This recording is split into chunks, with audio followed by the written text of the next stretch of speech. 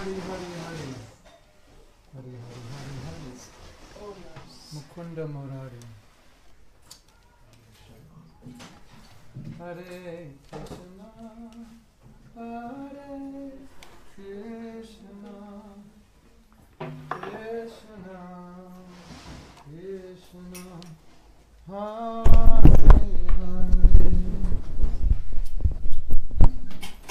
Hare Rama. Where's Leeladhar when you need him most? Need again.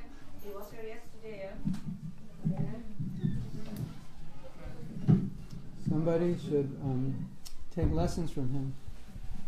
Maybe we can split. Someone should take Mridanga lessons from him.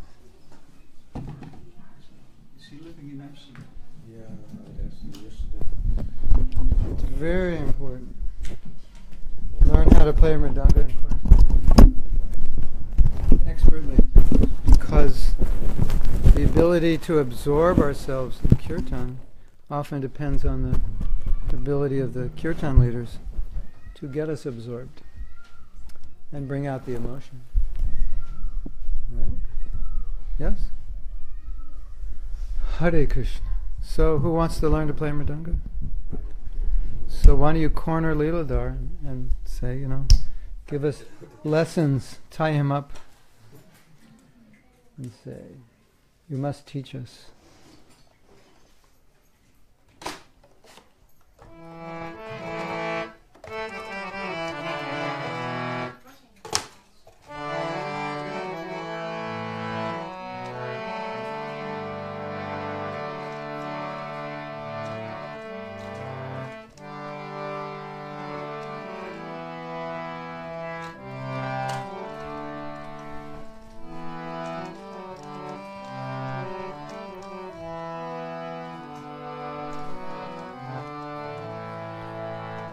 Namo Vishnupadaya Krishna Prasthaya Bhutale Srimate Bhakti Vedanta Swaminiti Namane Namaste Saraswati Deve Gauravani Pacharine Nirvisesa Sanyavari Satadesitarine Sri Krishna Chaitanya Nityananda Advaita Gadadhara Shivasari Gaur Bhakta Vrinda Sri Krishna Chaitanya Prabhu Nityananda Sri Advaita Gadadhara Shivasari Gaur Bhakta Vrinda Sri Krishna Chaitanya Prabhu Nityananda Sri Advaita Gadadhara Shivasari Gaur Bhakta Vrinda.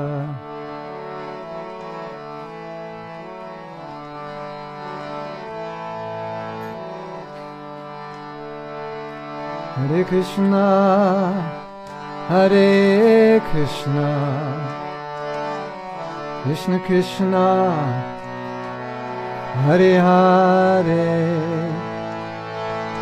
Hare Rama, Hare Rama, Rama Rama, Hare Hare,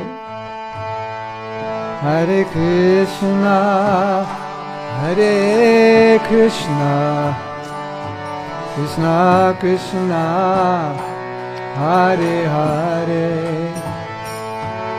Hare Rama, Hare Rama, Rama Rama,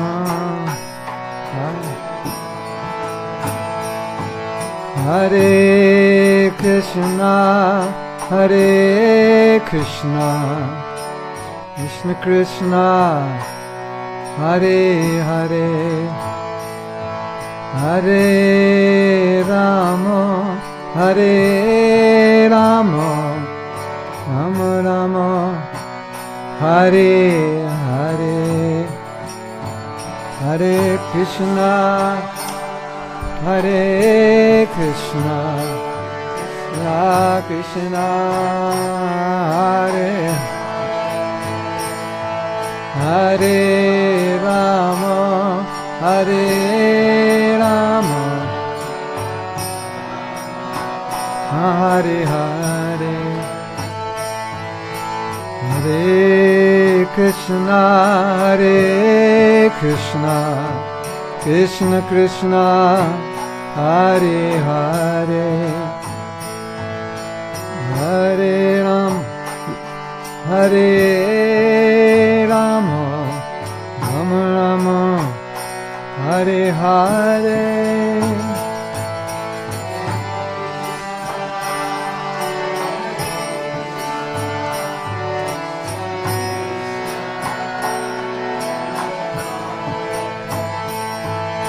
Hare Rama, Hare Rama,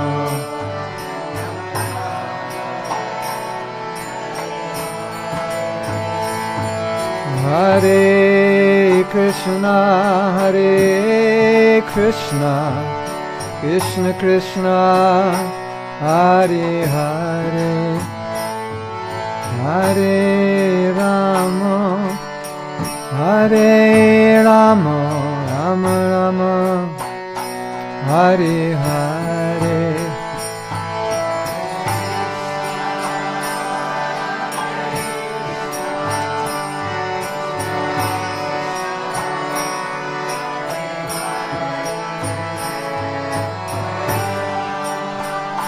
Hare Rama, Rama Rama,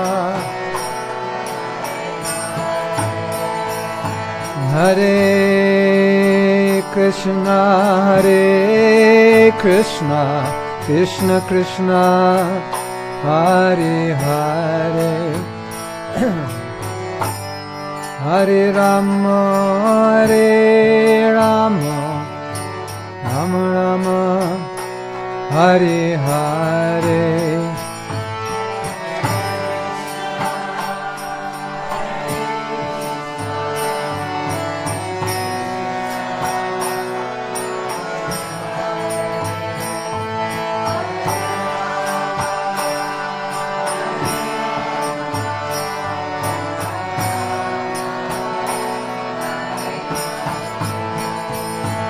Hare Krishna, Hare Krishna, Krishna Krishna, Hare Hare, Hare Rama, Hare Rama, Rama Rama, Hare Hare, Hare Krishna.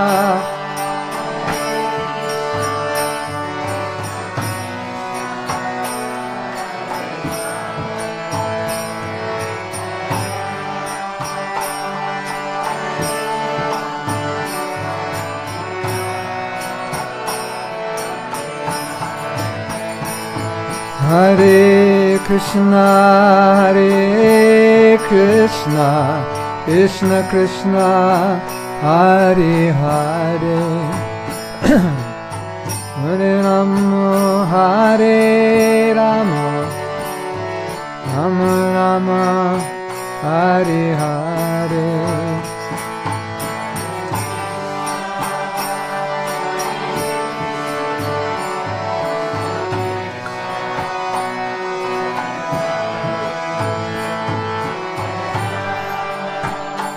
Hare Rama, Rama,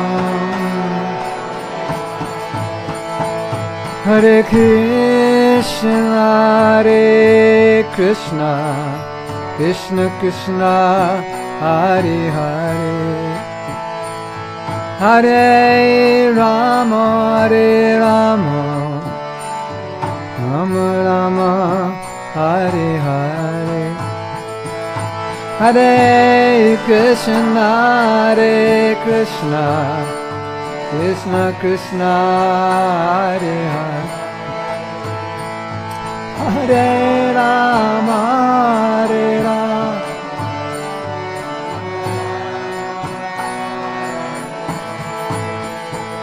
Hare Krishna, Hare Krishna, Krishna Krishna, Hare Hare, Hare Rama, Hare Rama, Rama Rama, Hare Hare, Hare Krishna,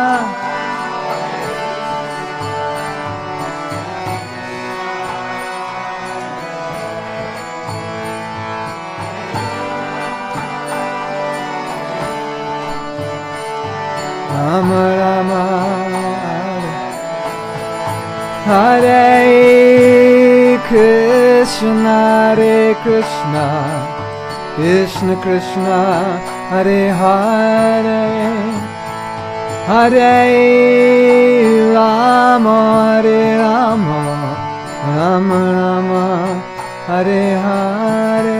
Bolo, Hare Krishna, Hare Krishna, Krishna Krishna, Hare Hare, Hare Rama, Hare Rama,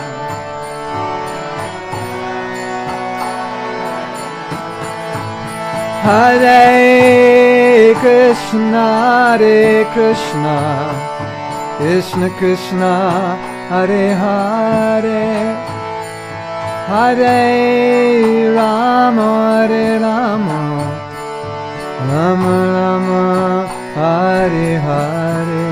Haribo. Hare Krishna,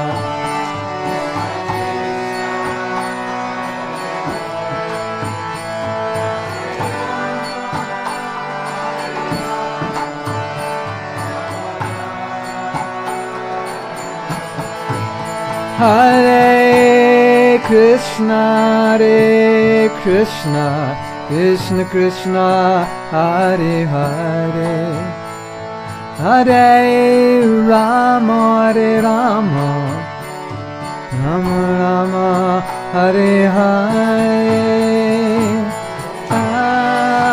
Hare Krishna, Bolo Krishna, Hare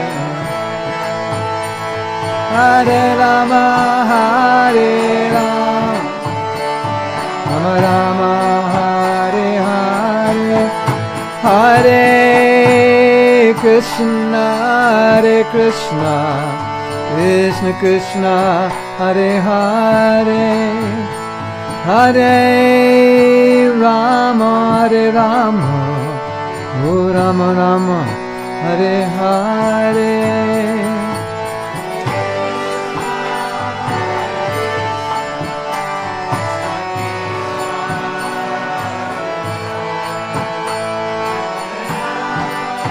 Hare Rama, Rama Rama, Hare Krishna, Krishna Krishna, Hare Hare, Hare Ram, Ram Ram, Hare Hare, Krishna Krishna,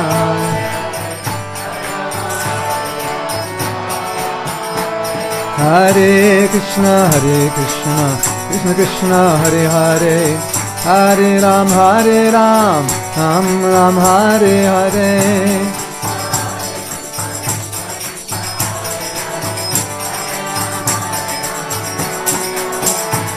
Hare Krishna, Krishna Krishna, Hare Hare, Hare Ram, Ram Ram, Hare Hare.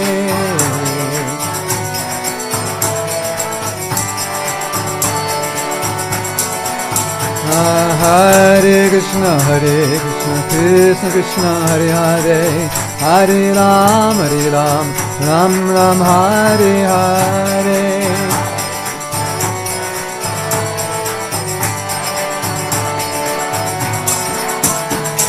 Hare Krishna, Krishna Krishna, Hare Hare, Hare Ram, Ram Ram, Hare Hare.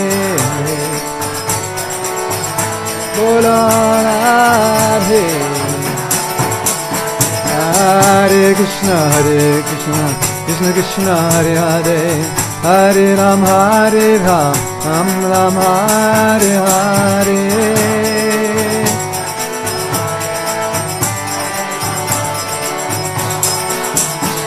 Hare Krishna, Krishna Krishna, Hare Hare, Hare Ram, Ram Ram, Hare Hare. Radhe Radhe. Oh, Hare Krishna, Krishna Krishna, Hare Hare, Hare Ram, Ram Ram, Hare Hare. Bolo Radha. Hare Krishna, Krishna Krishna, Hare Hare, Hare Ram, Ram Ram, Hare Hare.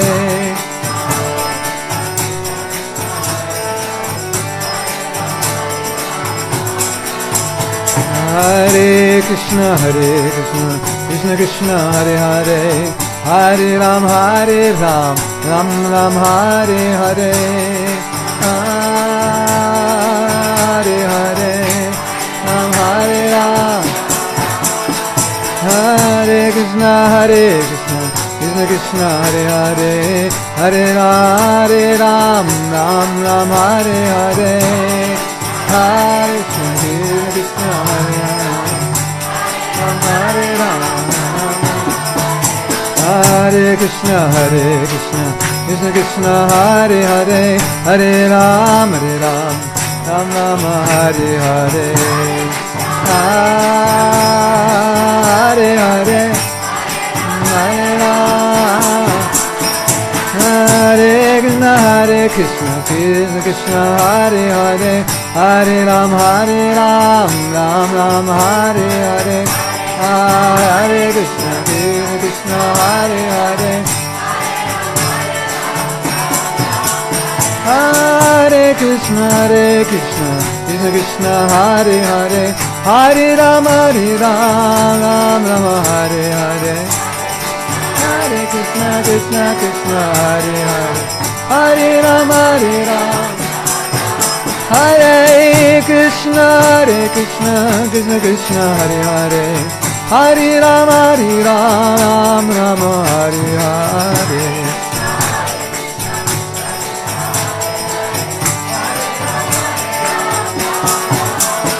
Hare Krishna, Krishna Krishna, Hare Hare, Hare Ram, Ram Ram, Hare Hare. Bolo Radha. Hare Krishna, Krishna Krishna, Hare Hare, Hare Ram, Ram Ram, Hare Hare. Hare Krishna, Krishna Krishna, Hare Hare, Hare Ram, Ram. Hare Krishna, Krishna Krishna, Hare Hare, Hare Ram, Ram Ram, Hare Hare.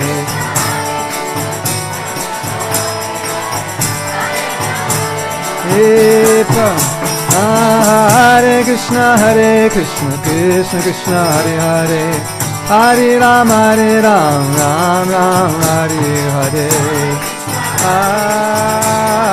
Hare Hare, Hare Krishna, Krishna Krishna, Hare Hare, Hare Ram, Ram Ram, Hare Hare. Hare Hare. Radha Govinda Jayo Jayo Radha Govinda Radha Govinda Jaya Radha Radha Govinda Jayo Jayo Radha Govinda Jayo Jayo Radha Govinda Jayo Jayo Radha Govinda Jayo Jayo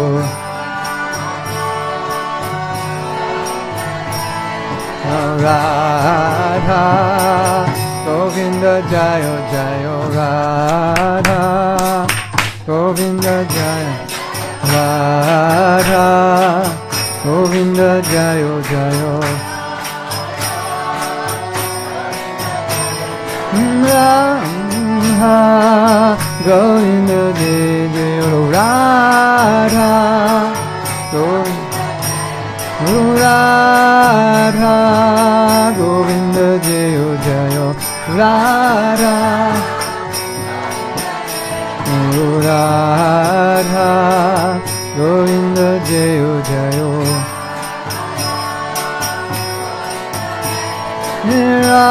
Radha Govinda Jai Jai Radha Radha Govinda Jai Jai Radha Radha Govinda Jai Jai Radha Govinda Jai Radha Govinda Jai Jai Radha Oh Radha Govinda Jai Jai Radha Govinda Jai Radha Govinda Jai Jai Radha Oh Radha Govinda Jai Jai Radha Govinda Jai Jai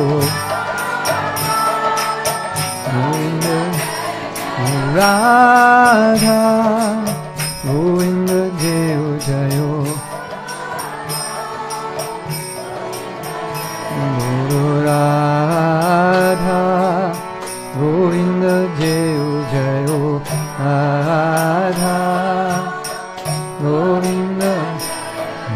Radha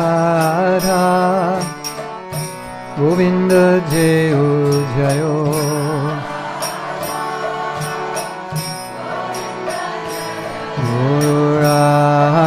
Radha Govinda Jai Jai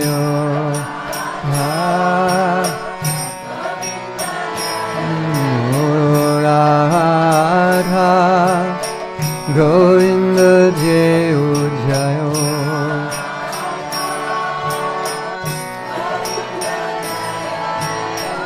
Govinda Jai Jai Gopal Jai Jai Govinda Jai Jai Gopal Bola Govinda Jai Jai Gopal Jai Jai Govinda Jai Govinda Jai Jai Gopal Jai Bola Govinda Jai Jai Gopal Hey Govinda Jai Jai Gopal Jai Jai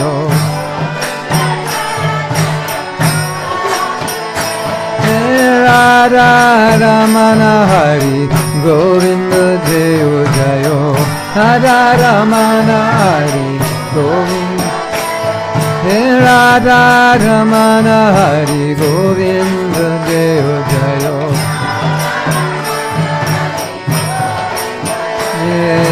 Govinda Jai Jai Gopal Jai Jai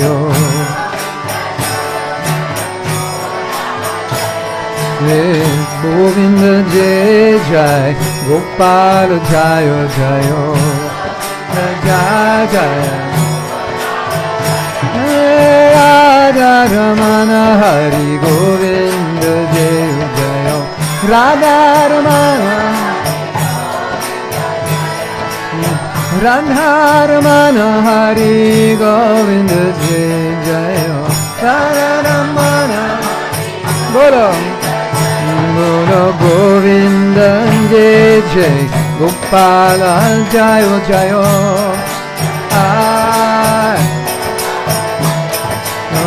Govinda Jai Jai Gopala Jai Jai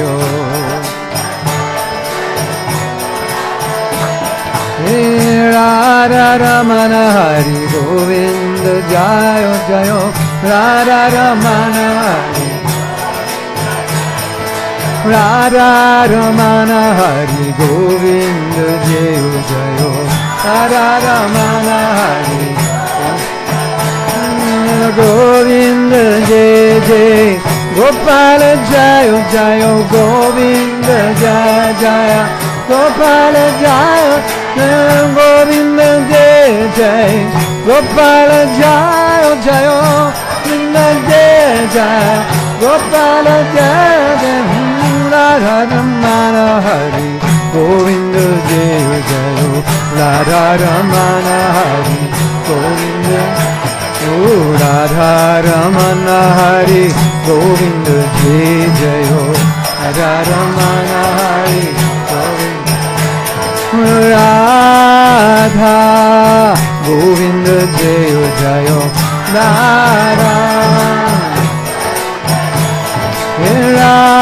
Radha Govinda Jai Jai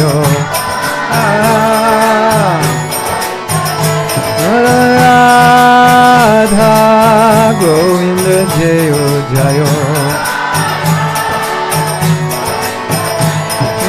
Radha Govinda Jai Jai Radha Govinda Guru Radha Govinda Jai Jai Radha Govinda Jai Guru Radha Govinda Jai Jai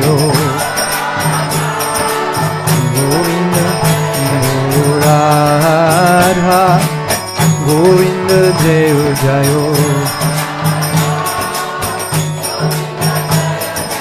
Radha Govinda Jai Jai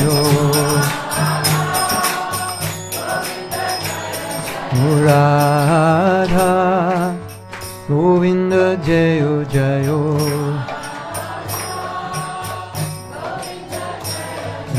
Radha Govinda Jai Jai Radha. Everybody. Radha Govinda Jai Bolo Radha Govinda Radha Govinda Jai Jai Radha Govinda Radha Govinda Jai Jai Radha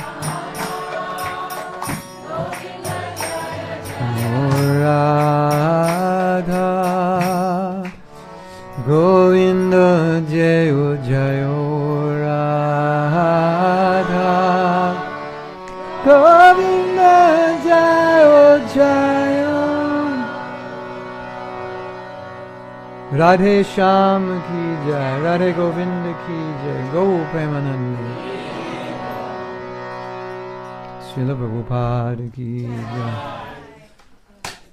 Om Jnanathimmirandasya Gyananjana Shalakaya Chaksuron Militam Jena Tasmai Sri Gurave Namaha Sri Chaitanya Anobhishtam Stapitam Yena Bhutale Swayam Rupa Kadamayam Sarati Shapadantikam Sri Krishna Chaitanya Prabhu Nityananda Sri Advaita Gadadhara Shivasari Gaur Hare Krishna Na Krishna Hare Hare Hare Rama Rama Rama Hare Hare. So I'm just going to sit here. And no, I don't. I'm going to sit here and you're going to ask questions. And if there's no questions, I'll sit here like Buddha in meditation. She doesn't want you to sit like Buddha. Okay. Yes. Yes. I'm told that you are initiated with Srila Prabhupada. Say that again? I'm told you are initiated with Srila Prabhupada. Yes. Please, would you share us how you went all together, how you became to Krishna consciousness, Uh-huh. and how it was your relation? Realization or relation? Relation. Oh, with oh, Srila Prabhupada oh. and how it went that he was initiated. I mean, it would be something we all wish to be initiated with Srila Prabhupada, and it happened to you, so it would be wonderful when you share. Oh, right. How did it happen? Well, you know the saying, when the disciple is ready, the guru shows up. You know that saying. And generally, the disciple is supposed to look for the guru, but I think in the case of Srila Prabhupada, the guru was looking for the disciples, because the disciples didn't know they were looking for a guru. But nevertheless, even though we may not have been consciously aware we were looking for a guru, we were looking for something. And so when a person hits a threshold where they're ready for Krishna consciousness and they're ready for spiritual life, more seriously, Krishna sends the guru. He sends. Whether you're initiated by him or not, he sends the teacher. And so I think in that sense, my meeting with Prabhupada was my own desire, my own search, and Krishna then reciprocates and puts everything in motion. And I see that also in my life, that sometimes when people evolve to a certain point in Krishna consciousness, like I've had people tell me that I was praying for a guru. I was at this point, I was praying for a guru, and the next day my guru, like I met my guru the next day, or the next hour, or the next minute. And, you know, so when you come to that point where you're like Arjuna, where you have to know, I think I was at that point, where it was like when Arjuna said, Krishna, I give up, I can't figure this out. I was kind of at that point. But I think Krishna knew I was going to come to that point because he already put me in the right place to hit that, like your car breaks down, but it breaks down like next to a gas station or something. So it breaks down in the right place. So I broke down, and I think I broke down in the right place because Krishna was there and the devotees were there. So, often when people ask me about my experience of coming to Krishna consciousness, if I told you my experience 30, 40 years ago, I'd have a different story. But when I look at it in retrospect, I see that I didn't really do a lot. It was all arranged. It happened. Because I hit that point where I needed to understand why I was here. So Krishna arranged it. And I'll explain how it happened in a minute. But I just wanted to say that, a lot of devotees are looking for gurus, and is it this one? Is it that one? Is it this one? Is that one? And sometimes they ask me, and I say, stop looking and start becoming a disciple. And that's your greatest qualification. Then you become the disciple, then the guru will show up, and when he shows up, you'll know. Because, it's like, do you like certain items? You do, but if you're not hungry, they don't look good. So you might see your guru, but you're not hungry, so you don't know. You're not ready for him, so Krishna says, you're not ready, I won't give you. So I can explain how I was ready. Various experiences in my life brought me to a point where I was a why person. Today people are more like how persons. How do I get ahead? And how and what persons. How do I get ahead, and what do I have to do to get ahead? I was a why person. Why get ahead? Like, what's the reason? Like if I say, go this way, you could say, well, how do I get there, and what do I do when I get there? Or you could say, why should I go that way? So I was the person, you'd say, do this. I'd say, why? And if you couldn't tell me why, I wouldn't do it, because it didn't make sense. So that's the position I was caught in. When I was in university, I was the why person. So every class I'd go to, I'd say, why? And there was no answer. Because, okay, you're in university, you have to learn 2 languages. All right, so I learned French, then I learned Italian. Why? You have to learn chemistry and physics. Why? You have to learn English literature. Why? What else do you have to learn? I forget. Math, science, like that. So it was actually bringing me to a point of not external frustration, because externally I just looked like everybody else and everything was okay, but internally, every class I would go to, I would think, this teacher doesn't know who he is, he doesn't know why he's here, and he doesn't know what to do with his life, so why do I have to sit and listen to him? That was my meditation. I had absolutely no material ambition, so I could think like that. Because if you had material ambition, you'd have to listen to them because you get good grades and get the good job. So I didn't have material ambition, and so that was my frustration. And so something amazing happened, and I see this as that following that point of be the hungry disciple, and the Guru will come. So, a little history. I'll give you a little history about myself. I was raised in Los Angeles, California.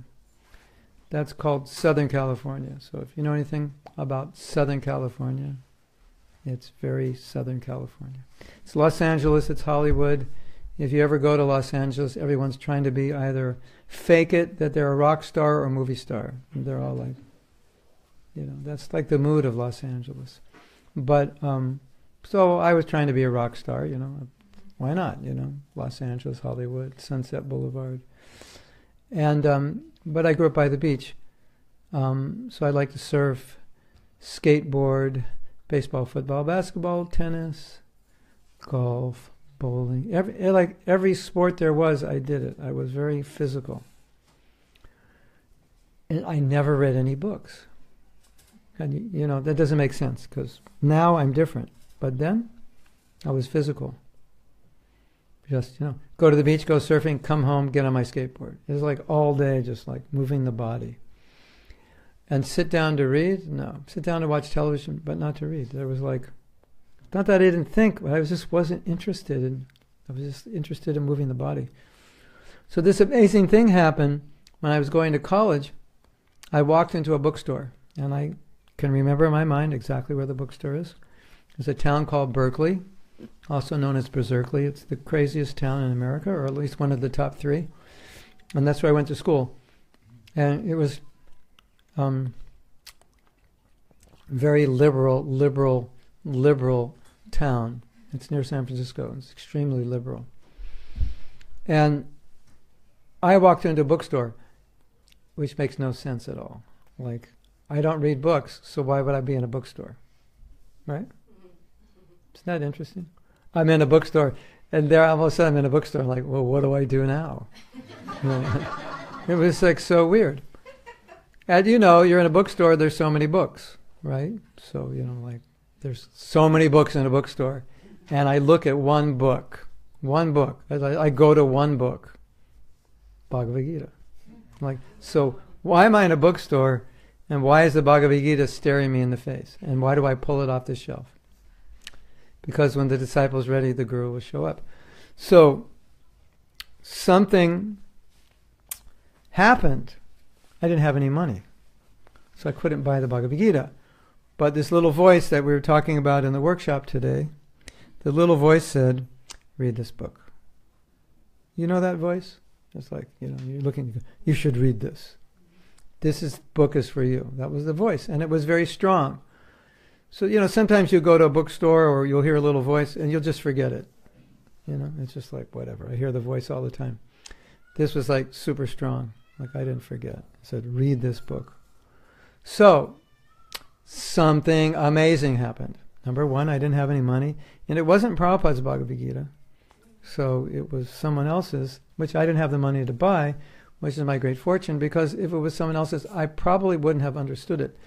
And in my generation, it was really cool to have a book you didn't understand. Because, it's like, you know what I mean? It's like, hey, check this out, it's esoteric. And your friend reads it, goes, oh yeah, man, this is deep, Seriously, there was all these impersonal books, deep books, and nobody, it was deep because you couldn't understand it, right? So I'm serious. I'm totally serious. And so I was fortunate because I would have gotten a Bhagavad Gita that I couldn't have understood, and I just would have put it down. Or I would have been even more unfortunate to understand the impersonal interpretation and not understand the essence. So the voice was there, read Bhagavad Gita. And it was very strong. And I was like, definitely I'm going to read this book. I have to. So in those days, unlike today, when you wanted to register for class, you actually had to walk to a classroom and register. But now you can do it online. So I was walking around campus. And there was this guy in orange robes and a shaved head, sitting behind a little table, like the size of a card table, about this big. And it said, Bhagavad Gita, 4 units. There was a class. He wasn't selling Bhagavad Gita, it was a class. He was taking registrations for the class teaching Bhagavad Gita. A devotee, Hare Krishna devotee, teaching Bhagavad Gita as it is, Prabhupada's Gita. And so I see the sign and I go, that's the book. And I get 4 units for it, so I might as well take the class and read the book.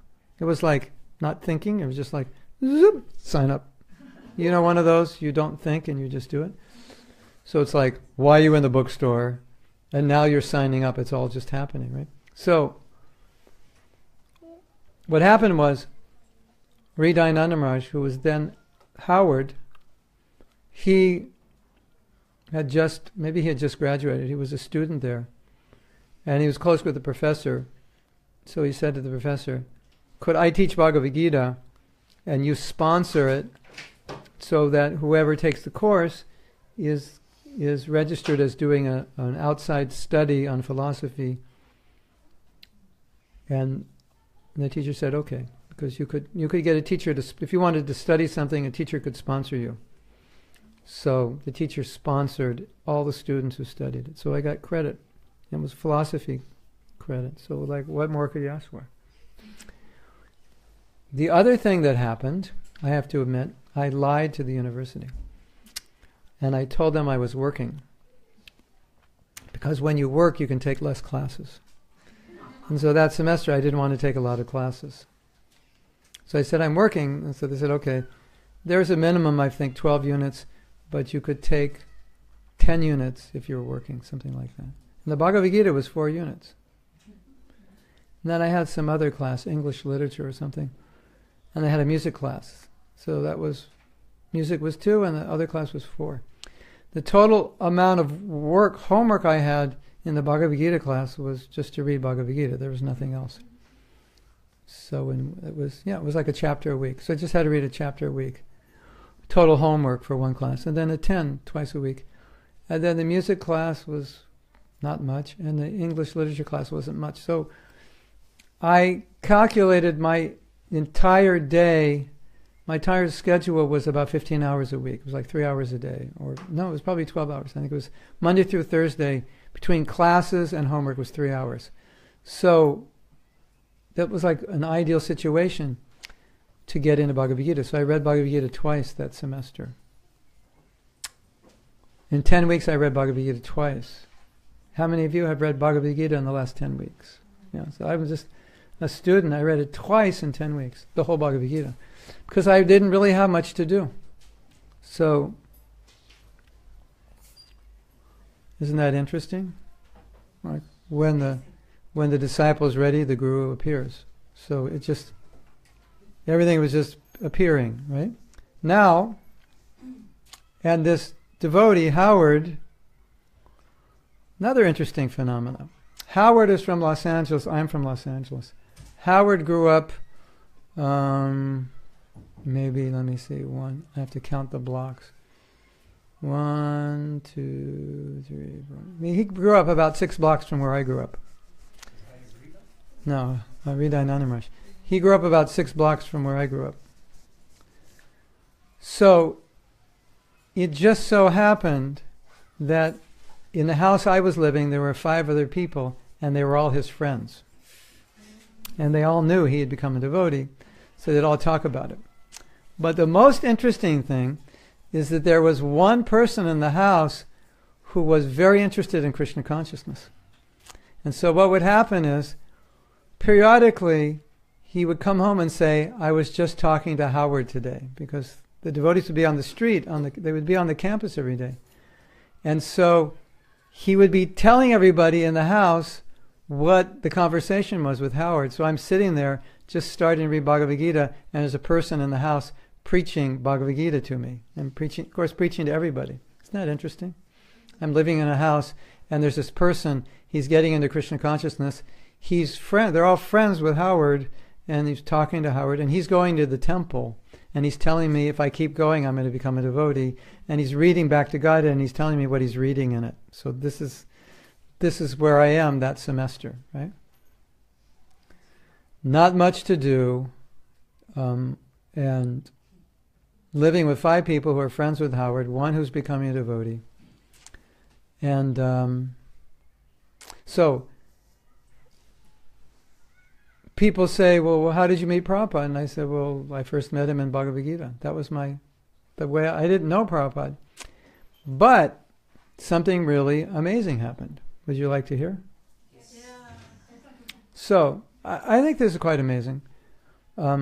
It's what I call the red carpet treatment. They say, how'd you become a devotee? I say, Krishna rolled out the red carpet. I didn't really have to do anything. I just followed the carpet.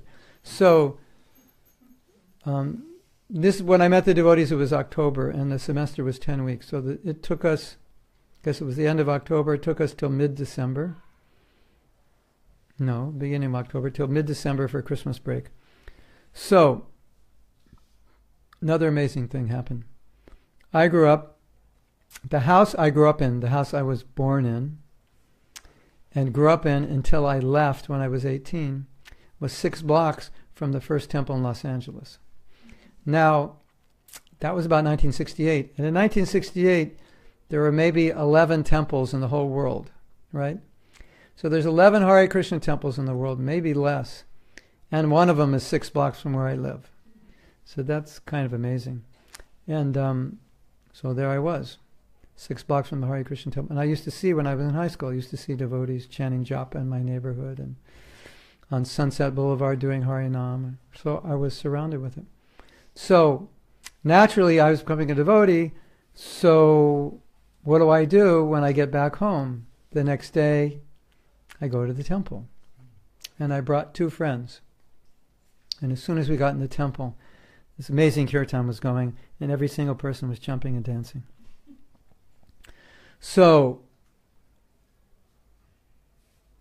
the next day after that, I call my friend and I say, I'm going to the temple. You want to go? So I was going in the morning. You want to go? He goes, no way, I'm not going. I say, why? What happened? He goes, if I go back there, I'll join. So the movement was it was like that in those days. It was like, we didn't have any program to really make anyone a devotee. People just came in the temple, and the energy was so deep and inspiring because Prabhupada was there. That's why people became devotees. So a lot of people would come, and they'd never leave. Seriously, they just come and they go, that's it.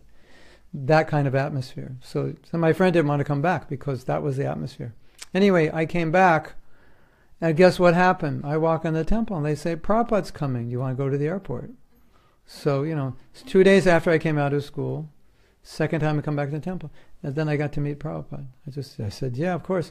So we jumped in the van, we drove to the airport, and then Prabhupada came. And that was my first actual meeting with Prabhupada. But you could say in a sense my deeper meaning was with him in his books, because I read Gita twice. That's how I knew him. And I think I knew him better. I don't think I understood him personally, like what's a guru and what does he represent. I think I understood him better through his books. Anyway, so what happened was I saw Prabhupada and I started crying. And I never understood why I was crying. And then about 3 years ago I was telling this pastime. And then I think I understood finally, like 45 years later. I think what happened was when I saw Prabhupada, something on some subtle level said, finally you met the person who's going to take you out of the material world. And it just, I fell apart. I didn't understand so much the concept of guru, but I did understand the concept from reading the Gita that I'm in the material world, I'm entangled. So I think on a subtle level when I saw Prabhupada, it was like, this is the person was going to get you out of here, and you've been here for millions of lifetimes. And so I just started crying.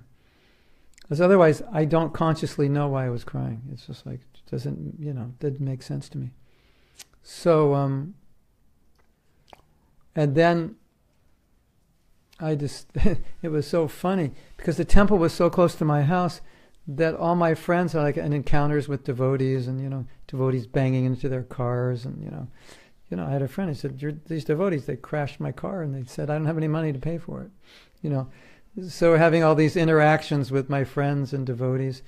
And in Berkeley, where I was going to school, every one of my friends went to the temple. So it was nice to see that. Anyway, I went back to Berkeley, and then I moved in the temple there. And then 4 months later, I went with a group of devotees to open a new temple. And then 3 months later, or 2 months later, I was shipped to another temple, San Francisco. And then a month later, I was shipped to Vancouver, Canada, to sit in as a temporary temple president. And I did that, and I came back to San Francisco. And all the devotees liked me so much. When the president came back, they said, we're all going to leave if Mahatma doesn't come back. And so I actually had to come back and be a temple president. And I hadn't even been a devotee a year. And I think I met Prabhupada more in that service as temple president than anyway, because I would write him a letter every month, because that was what we did in those days. You were directly reporting to Prabhupada, and taking that responsibility, which was so difficult. I just was always he was always there for me, because I really didn't know from day to day how I was going to do it.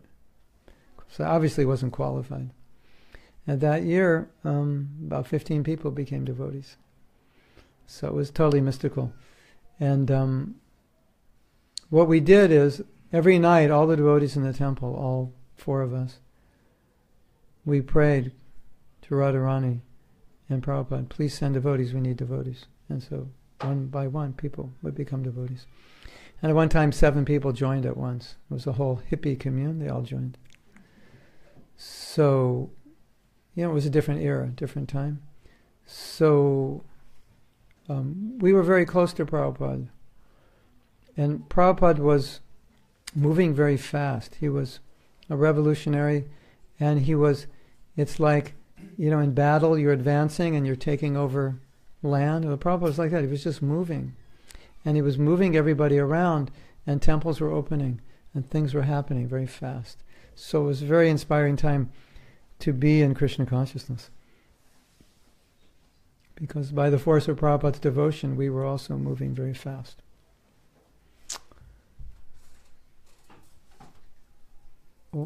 I think when you talk about Prabhupada, you have to talk about your experience in his presence.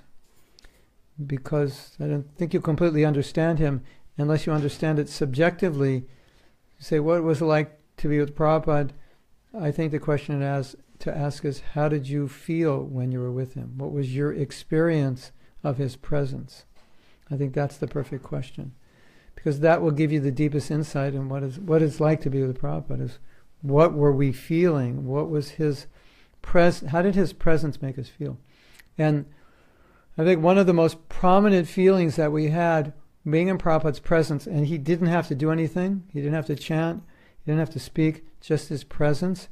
There was a consciousness or a feeling that came over us that I just want to give my life to this person. I just want, whatever I have, I just want to give. And so a lot of people, especially in India, they'll look at us, because Indians especially are extremely conscious of career and economic development. They're they're very dedicated to their studies, to getting good jobs and like that. And we did the opposite. We just let it go. So Indians say, how is it that, you had so much potential for material success, and that's what we're into. We're very conscious of that. We were very hard to get it, and you gave it all up. So to them, it's like, what a sacrifice, what an amazing thing. But the thing is, when you're in Prabhupada's presence, that's what you wanted to do. It just came over you. I don't want to do the career thing. I want to follow this person. I just want to serve him. What he's doing, he is changing the world, and I want to be part of it. So that was, I don't even think it was a conscious. It wasn't like, okay, I have so many years in college. If I drop out now, what are my future prospects, and what will it cost to go back? None of that. It was just like, I'm not leaving. This is what I want to do. So that's the effect that he had on us, that we just wanted to give everything, willfully, voluntarily. Like my body and doesn't belong to me. It belongs to Prabhupada. That feeling, like, here, it's yours. What do you tell me what to do, and I do it. So that explains how Krishna consciousness was able to spread around the world so quickly with people who had so little experience. Because it wasn't their knowledge or maturity, it was their surrender. Prabhupada said, my disciples will do anything I ask. And one time he said about one of his disciples, he said, she would slit her throat for me, and I would slit my throat for her. So that was that relationship that we had. So that's what empowered Krishna consciousness. And I would say, we were really channeling Prabhupada's desire. It was just coming through us. Because we were making tremendous sacrifices, and we had incredibly strong desire to spread Krishna consciousness. We had incredibly strong desire to help people. And it wasn't proportionate to our level of advancement. The level of desire we had to help people was the level of someone who was up here, but we were down here. So it was like it didn't make sense. You have to be up here to have that intense desire, and we're down here and we have it because we were channeling Prabhupada's desire. He had it so strongly in his presence, we had it also. So he made all these sacrifices. And we liked it. We were happy. Nobody was, oh, it's too hard. I have to get up so early and travel in a van. No, you've never heard that. It was like jai. Austerity ki jai. Let's go out, travel, sleep in a van. That was like, yes, because that would satisfy Prabhupada. Yes? I was just wondering, as you mentioned in the seminar at some point, like it's just one step from killing somebody at some point. So in our movement, we did have in the 80s some kind of collective deviations going on. How did you survive this period? How did I survive collective deviations? Well, there's something really interesting. There's in the Los Angeles temple where I was living during the difficult times of our movement, there was a wall in front of, across the temple there was apartments and there's a wall. So the wall kind of became the place where you'd sit and talk. And in those days, you'd sit and talk about all the problems in ISKCON because they were absorbing you. And at some point we had the realization we're going nowhere by talking about this, and that we have to take responsibility for Prabhupada's movement. So it was what I would say probably for all of us, probably the most difficult. The 1980s were the most difficult time because there were many problems that we were powerless to do anything about. And Prabhupada said, don't leave ISKCON, and that was the mantra. Without that mantra, I think most leaders would have left and just been happier to do their own thing and not have to deal with all the dysfunction. All I can say, it was difficult. It was really difficult. We knew in the back of our minds that Prabhupada wanted us to stay, but sometimes it's difficult. It's still difficult for me sometimes. I see things that go on that I just don't think should go on. And if I see it too often, it's difficult. It's so easy just to give up and say, no, I'm not going to deal with this. I'll start my own organization. And many people did. And Prabhupada didn't want us to do it. So I think it was his instructions. And also, when you were there from the early days of the movement and you saw it grow, you were connected. It's like you're seeing your children grow. It's different than, meeting your children when they're 10 years old. So, I came pretty early. So I was there when there were maybe 300 devotees in the entire movement. And I think when I joined, there were 17 temples or something. So it was quite small. And of those 17, 7 were in California. So that only meant outside California, there were only another 10. And most temples had 4 to 8 people. So it's very small. And so when you see it grow, it's so precious to you that you can't let it fall apart. So I think all the devotees who stayed just felt like what Prabhupada did, so important, so precious, so meaningful. We can't, no matter what happens, we can't let it fall apart. And I think simultaneously, what was also happening is that a lot of us were noticing what was going on and making notes that these things have to stop, and that when we're in positions of leadership, we made a note not to do what leaders did that harmed other people. So it was kind of an edification for us, a preparation. Okay, someday you're going to be in this position also. So see what they're doing? That's to teach you not to do it. So we were learning from that, and I think a lot of us were thinking, okay, when I'm a leader, what will I do? Because what they're doing is not what many of them are doing is not working. So we kind of saw it like that. And then at some point, what we realized was that the fact that you were putting people in their late 20s who had been devotees less than 10 years in positions of guru, the likelihood of them having trouble was very high.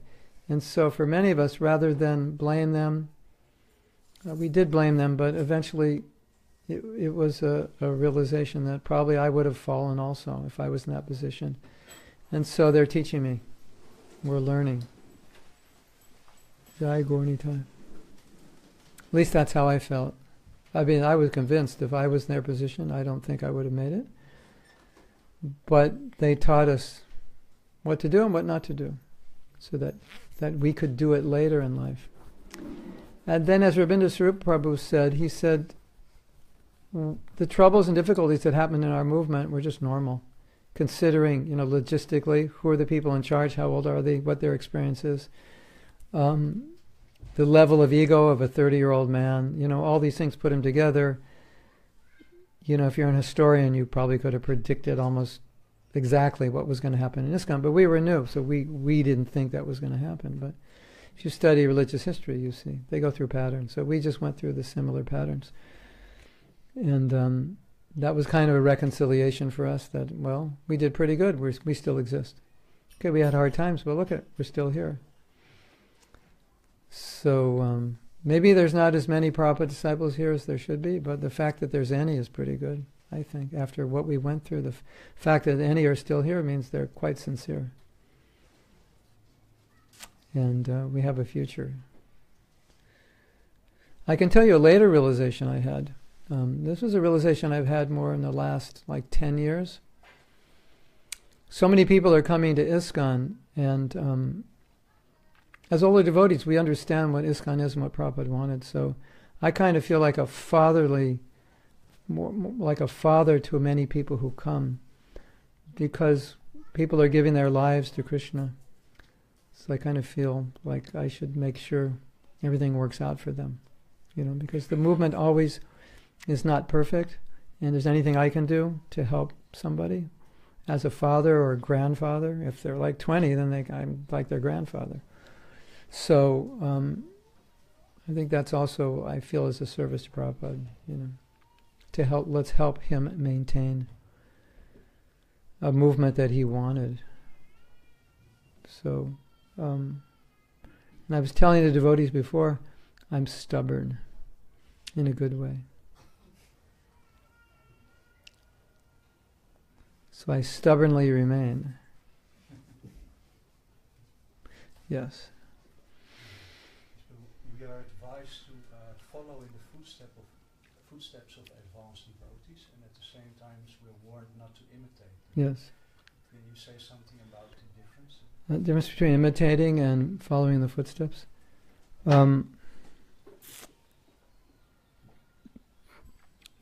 I was thinking about this the other day, and there's a problem sometimes we come into when we read about the exalted character of elevated devotees. That's like way beyond our capacity. And the natural question comes, how do I relate to, like we were talking, love everyone, even the ones you hate.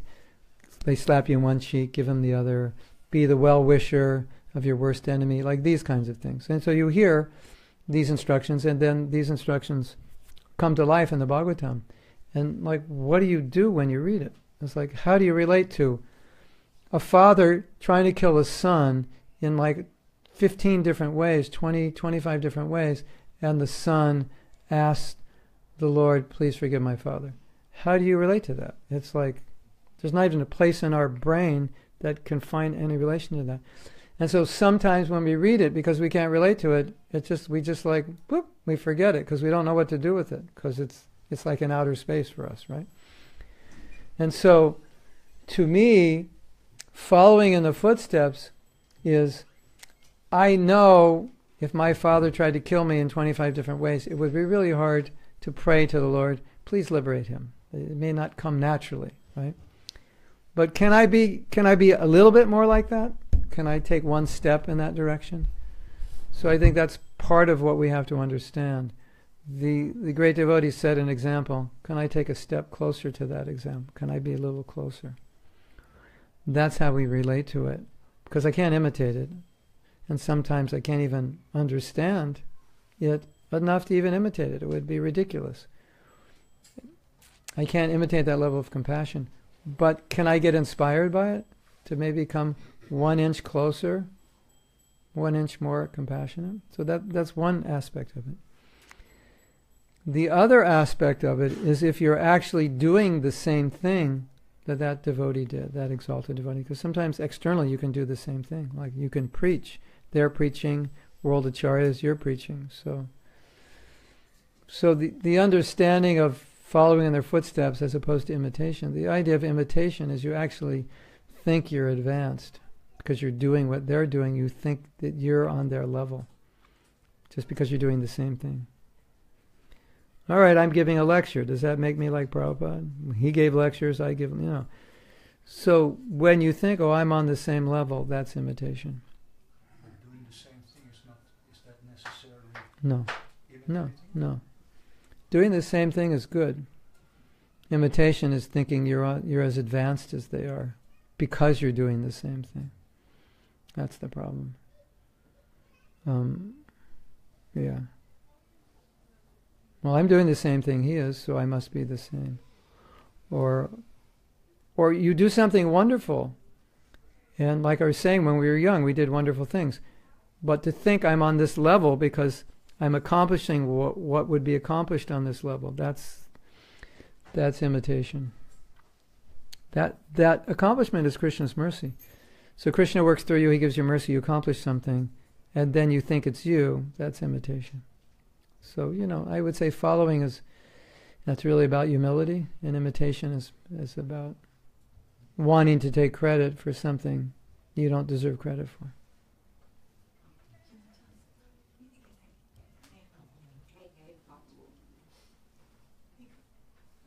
Hare Krishna, but I was really curious, and perhaps it's none of our business, but you were very young and you were living there with your family also, and then you joined. Please, would you share how your family reacted to your living in this movement? Devastation. Actually, if you go to my website, mahatmadas.com,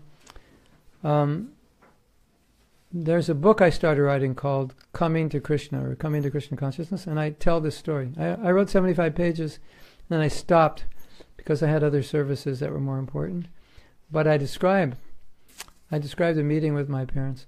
So when I came back for Christmas vacation, at that point, I had decided to become a devotee, and I told them. And my father's reaction was, well, this is just some phase I'm going through, and it'll pass, because I went through other phases. So he said, all right, whatever, just don't drop out of college. And At that point I realized for me to be a devotee I couldn't stay in college and have that association. The college campus was very, very contaminated. It was just like, yeah, I don't even want to describe how degraded it was, but I couldn't go to school and be a devotee. So it was like the shock of their lifetime.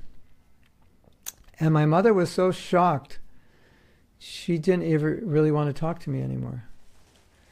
And then my father took me out of the will. That one was like major, major shock, you know. And my mother later got sick and died, and my sister said, it's because you became a devotee. That she got cancer, and she said, it's because you became a devotee. She couldn't deal with it.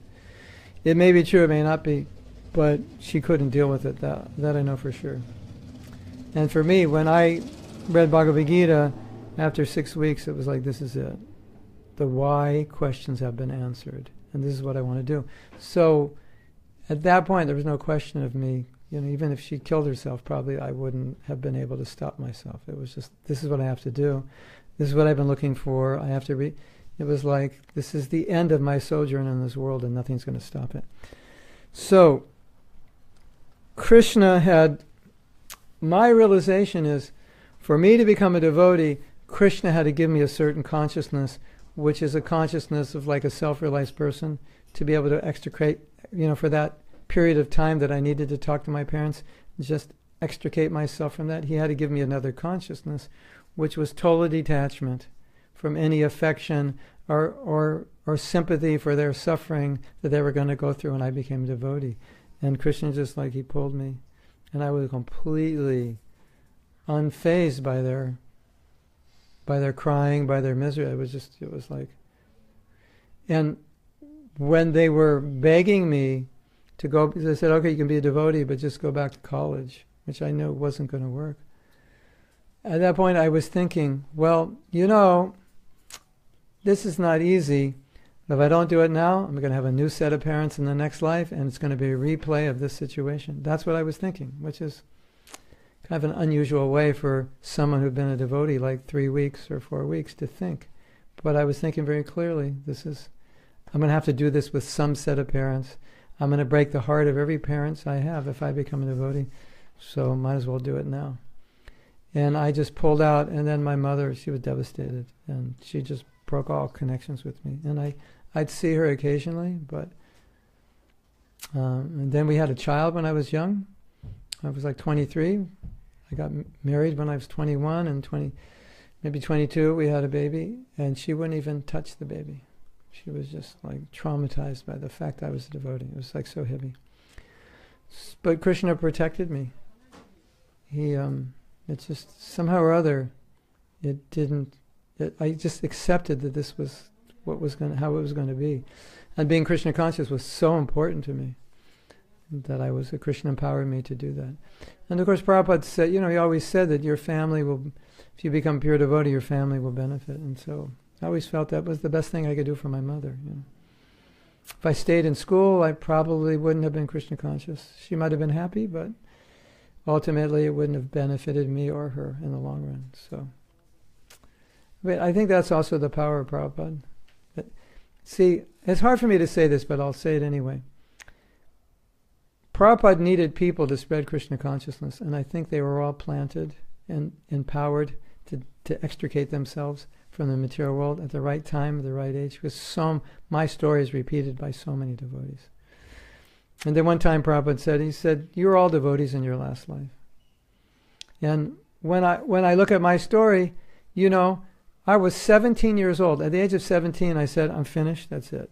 I'm finished with the material world. What 17-year-old is finished with the material world? That's when you're getting started, right? And so what does that mean? It was just a carryover from the last life. I don't want anything. You know, it's like 17. I've done it all. I've seen it all. I have everything. That doesn't make sense. So that's how I felt. So I think Krishna was just placing devotees all over, and then they were just coming, and they were just surrendering and joining and spreading Krishna consciousness. It was like a movie. It was like planned out. There you are. I'm raised near the temple. There's the Bhagavad Gita. I become a devotee. It all just works out. Then this one becomes that one. All of us are becoming devotees, dropping out, no problem, spreading Krishna consciousness. and parents crying and, taking us off wheels and dropping out of college. And I was like, yeah, no problem. So, it's like Krishna created that, Prabhupada gave us that consciousness so the movement could spread. That's how I see it, because it's very dramatic. If you read Prabhupada's Leelas, it reads like a movie script. And if you read the Leelas of devotees joining, it also reads like a movie script, and all the drama of the parents and breaking away and the confusion and the decisions. And so in my book, I describe all the internal stuff I was going through. And I'm seeing my mother crying and how I couldn't how I couldn't pacify her and why. And it's very interesting. But, I really feel that Krishna was giving us a certain consciousness to empower us to spread Krishna consciousness, because Prabhupada needed people to do it, and he didn't have anybody but us. And so we had to be empowered, and that's the meaning of empowerment. You're not capable of doing it, but you're willing, and when you're willing, Krishna says, okay, I'll make you capable even though you're not. And I think that's what was happening. Prabhupada needed capable people. And all Krishna sent were incapable people, and he made them capable. And it seems like those early devotees who came were all devotees, in their last life. They just took right to it. People off the street 2 weeks later, shaved head, tilak, chanting in the street like they've been doing this their whole life. What's that all about? They had to be devotees. I was just listening to Jayapataka Maharaj talking about when he first met devotees, and he said amazing things, like when he started chanting, he was like experiencing all his like ecstatic symptoms and things, and he had to see the devotees, and he saw the devotees, and then he went somewhere and he went to find them, and then they were gone, and he was going crazy. Where are they? I have to find them. So what is that all about? That's obviously that's just a continuation of a very advanced level of Krishna consciousness. So Prabhupada also said, when you have a desire to spread Krishna consciousness, Krishna will provide. So Krishna provided for Prabhupada. So many of us were provided for. He provided so many disciples. So Prabhupada said, you don't necessarily have to be qualified, but you have to be sincere. Then Krishna provides everything.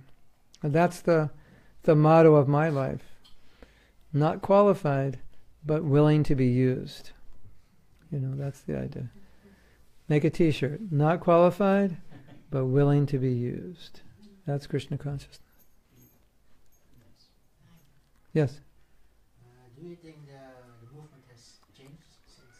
Yes. So is the world. I think the question I have in my mind is, if Prabhupada didn't leave, would the movement have changed? And if so, how? And a lot of devotees say, yeah, it would have changed because it would have adapted to society's changes. And it would have changed because we're older. So, if you look at the movement when Prabhupada was here, the average age was probably 25. And predominantly American. So that's a certain social context which produced a certain result. And now the average age is not 25. And the average person doesn't live in the temple. And the largest number of devotees are Indian and Russian. So it's a whole different dynamic. And society is much more materialistic. So, but if Prabhupada didn't leave and we're still here, the world would be a lot more Krishna conscious. We'd all be more Krishna conscious. That's for sure. The power of one pure devotee is tremendous. And the power that Prabhupada had to inspire was just incredible. And that's why we succeeded, because he had a whole army of extremely inspired people. Have you ever heard the saying, it's better to have a lion leading a herd of sheep than a sheep leading a herd of lions?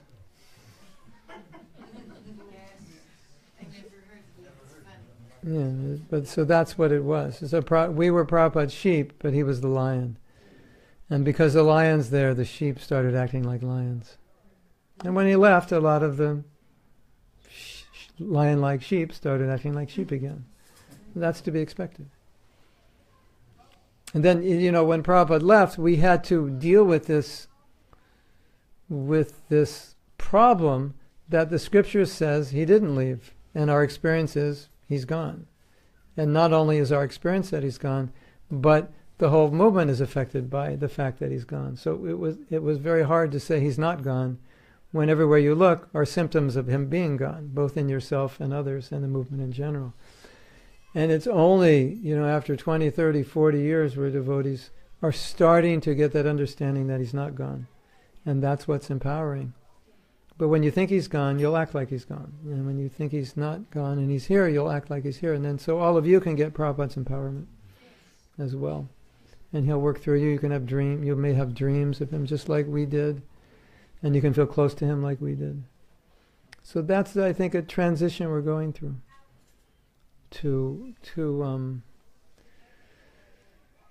For all of us to realize the connection we have and then tap into that potency, that inspiring potency that Prabhupada had. Yes.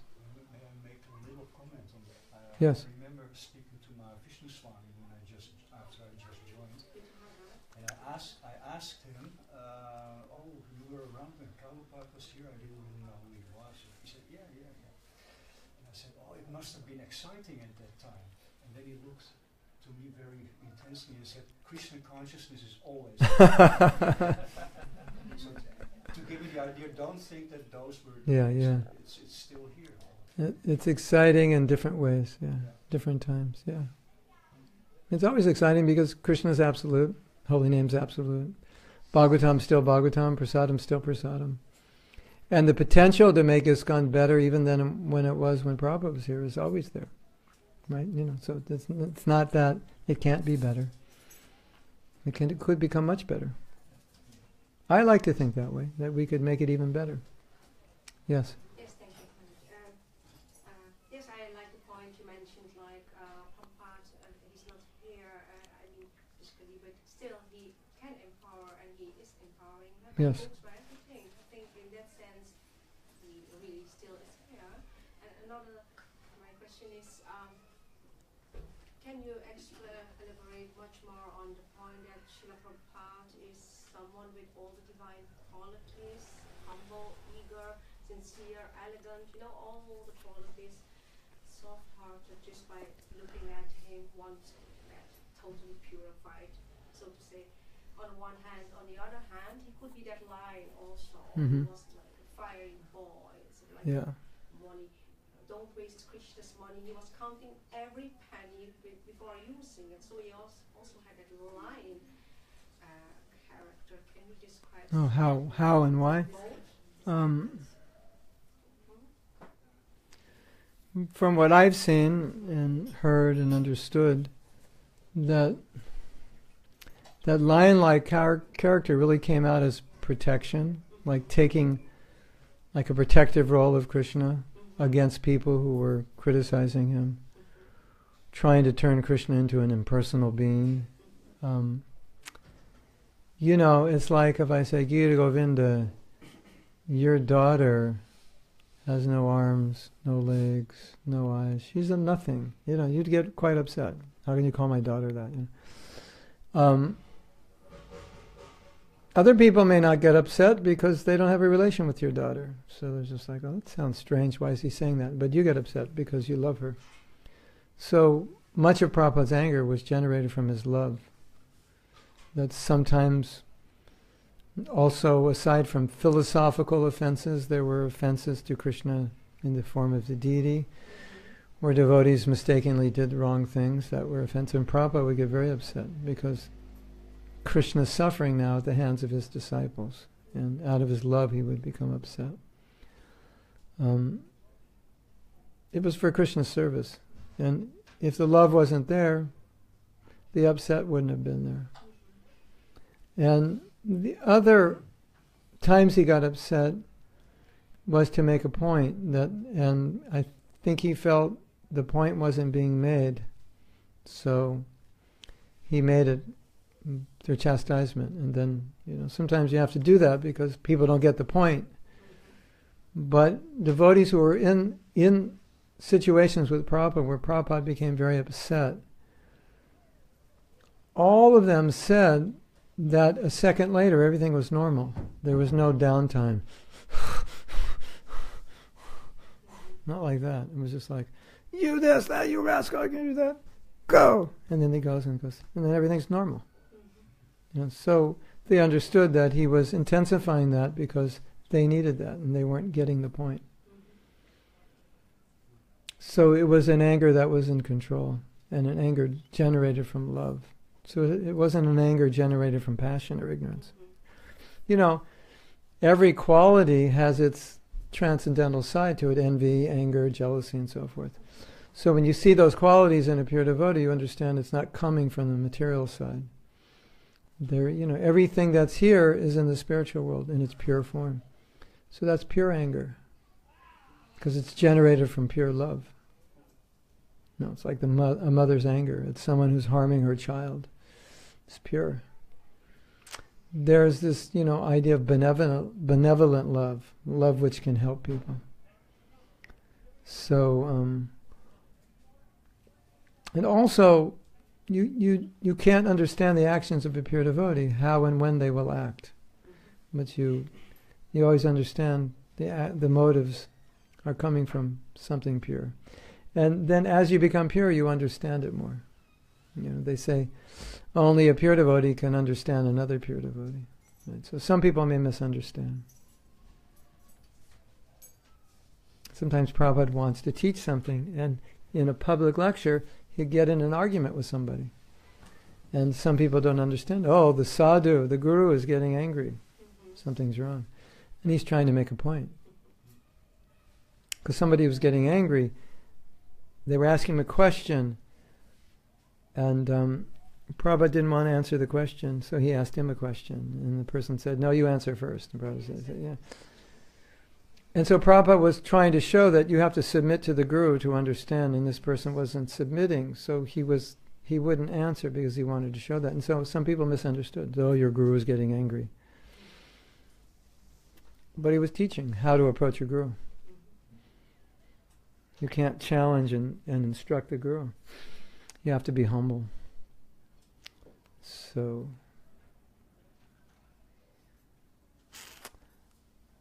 yes. You are addressing something like sometimes it's difficult for you to stay. Also. Yeah. But Yeah. on the other hand, you are saying they're going in the good direction. They are in the Well, at least I like to help make it go in a good direction. And if I don't stay, I can't do that. Yeah. And so I like to be optimistic about it, yeah. I think we're all idealistic because we have a very high philosophy. And so the discouragement comes when we as a society sometimes don't live up to those high standards. So we can get discouraged. And I think that's natural. We want to see it. We want to see that we reflect a lifestyle that's based on our teachings. At the same time, even when I see things aren't perfect, I always see how devotees are special. They're unique individuals. Their hearts are soft, and they're enlightened, and they're deep. So that always it always inspires me. Like sometimes the dynamics of working together aren't always so seamless. But generally those individuals are all very nice. It's just sometimes they come together and they don't work well. So that's discouraging. But the individuals are wonderful devotees and people. So that's how I see it. So you are actually generally not addressing top level issues. When we can, we do. Because historically, all organizations, they have their problems. Yeah. Scriptural Yeah. organizations. No, we are addressing them. We are addressing them as best we can. Sometimes, That's normal. That's what yeah, you said. that's normal. And sometimes it takes time to address them. Ideas sometimes don't work until the culture is ready for it. So things move at their own speed, basically. Thanks. Yes. Krishna. As we are talking about the importance of having a guru, Yes. so in Bhagavad Gita is saying that we have to approach a guru. Yes. But desire, Yes. sincere desire for having one. Hmm. So, what's the position of us as Who don't have a scholars desire? that we have a guru or the mercy of having a guru, but we have to approach other people that don't have a guru, no? Hmm. Because you have to teach him the mantra, and you're becoming like the who is giving the guru nam, no? So the nam, Krishna nam, no? Oh, you're becoming That responsibility. you're becoming the guru. No, not becoming the guru, but then somehow you have the responsibility. Of course, it's much powerful if a person that have the realization give him the mantra, no? Yes and no, But- because ultimately it's coming from But my- Prabhupada. My question is like that, no? How we approach person to this figure of guru Oh, okay. to value it or Uh-huh. How do we introduce them to the concept or the person? into the concept Yeah. of Oh yeah. emotion, I think. no? Well, yeah. But if you know more, but I need to discover what is in my heart, no? How we get a connection with the guru, not just in the mind, Yeah. just surrender. Well, we understand our limitations. That's foundational. You understand how far you can go on your own, and the idea of the guru is he's ahead of you on the path. So you've gone as far as you can go, and the guru's ahead of you, and now you don't know where to go. So you have to take guidance from someone who does. So you have your limitation, and so the idea of a guru is beyond your limitation. What you can't, questions you can't answer, directions that you don't know where or how to go, he takes you there. So it's like Prabhupada said, there's so many things you need to learn, you have to have a teacher. You can't learn them on your own. So it's not like a foreign concept to learning, to the concept of learning. It says, I have my limitations. But the difference is, well, you can have a Siksha Guru, which means someone who's guiding you, but there's not like a lifelong commitment per se. And then, if you want to commit to a guru in a relationship, that's something that happens organically, naturally. It's not like you force it. I'm not like hey, why don't you have a guru? You've been around 2 years, Something's wrong with you. It's not like that. You don't need to force people. You just, people read Prabhupada's books. He's their guru. And in his books he said you should eventually seek out a guru.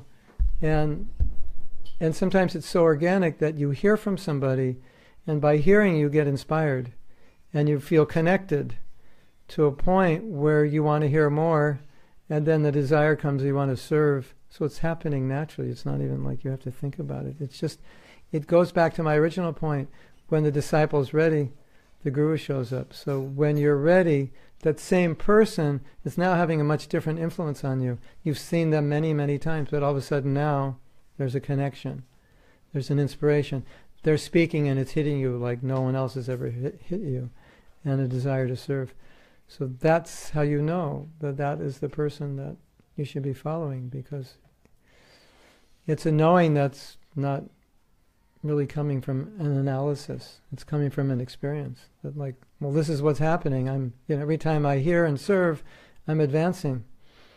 And I'm attracted to hearing from this person. And I just, what they say is special. I've heard many people speak, but when they speak, I feel something special. I feel inspired to give my life. That's how you know. And you can have many like that, not just one. So we just introduce people to the concept. And then from that, natural inspiration will be there when they're ready. And when the right guru, maybe it's, you might be ready, but the right guru hasn't shown up. And when he does, you'll know. It won't be, is he? I'm not sure. Like some devotees are like that. Well, I've got a list of 14 I'm trying to choose from. It's not exactly like that. They're all good. They're all going to do the job. But the one that, Bhaktivinoda Thakur said something. It's quite interesting. He didn't say it this way, but this is what he meant. He said, Guru is kind of like a husband or a wife. It has to be the right match. So it's kind of got to be like, there's a frequency, and you just you vibrate on that frequency with that guru, and it's like the right person for you. It just works. Where some gurus are, they're inspiring, they know a lot, but you won't feel like it. Just won't feel like that's not. It doesn't. He and I are not. We're not on the same frequencies. There's nothing wrong with you, nothing wrong with him. It's just a reality. So, I don't know, that sounds, for some it might sound like a sentimental answer, but that's my experience. That, For example, just because of the fear of Guru, no? Like, oh, the like the fear of having to surrender to a... people that really want to have a Guru but don't know how to search it, no? So Mhm. just the Maha Mantra can reveal that, no? Like, Maybe. You'll help them.